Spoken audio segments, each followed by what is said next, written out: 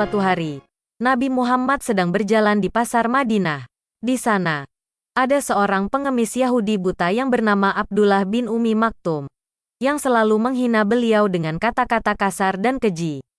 Pengemis tersebut menghina dengan kata-kata, "Wahai saudaraku, jangan engkau dekati Muhammad yang mengaku sebagai Rasul itu.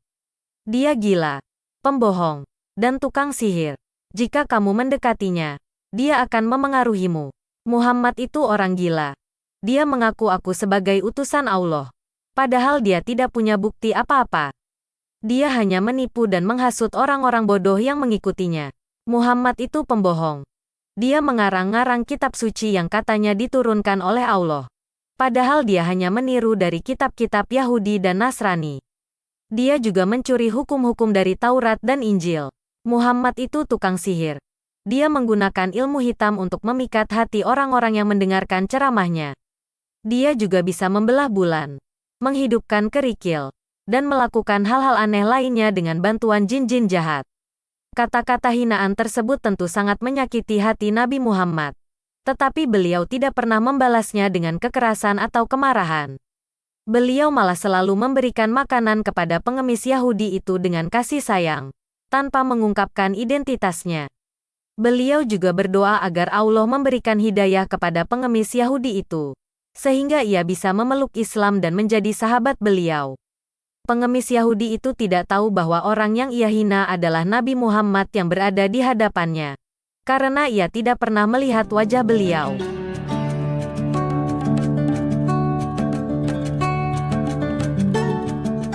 Nabi Muhammad tidak pernah membalas hinaan pengemis Yahudi itu, bahkan selalu memberinya makan dengan kasih sayang. Beliau mengambil sepotong roti dari tasnya dan menyuapkan ke mulut pengemis Yahudi itu. Pengemis Yahudi itu merasa ada yang aneh dengan roti itu, karena rasanya sangat lezat dan mengenyangkan. Ia pun bertanya siapa yang memberinya roti itu. Tetapi Nabi Muhammad tidak menjawab dan hanya tersenyum.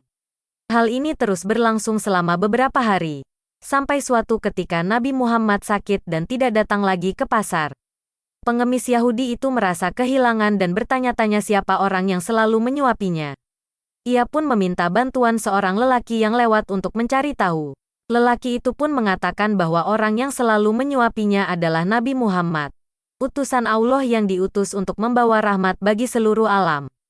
Pengemis Yahudi itu terkejut dan menyesal mendengar jawaban itu. Ia pun berteriak memanggil Nabi Muhammad dan memohon ampun atas semua hinaannya. Ia juga menyatakan keinginannya untuk memeluk Islam dan mengikuti ajaran beliau.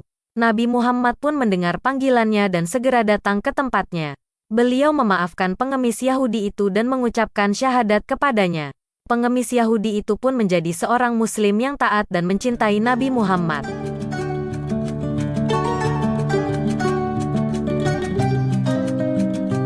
Setelah pengemis Yahudi itu masuk Islam, ia menjadi seorang Muslim yang taat dan mencintai Nabi Muhammad.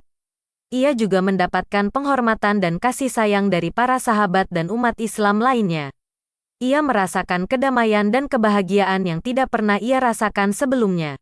Ia juga menyesali semua hinaan dan fitnah yang ia lontarkan kepada Nabi Muhammad dan berusaha untuk menebusnya dengan berbuat baik dan berdakwah. Ia menjadi salah satu saksi hidup dari kemuliaan akhlak Nabi Muhammad yang patut diteladani oleh semua manusia. Kisah ini mengajarkan kita tentang betapa lemah lembut dan sabarnya Nabi Muhammad terhadap orang yang berbuat salah, dan betapa besar pengaruh akhlak beliau terhadap hati orang-orang yang berinteraksi dengan beliau. Semoga kita dapat meneladani akhlak Nabi Muhammad dalam kehidupan kita.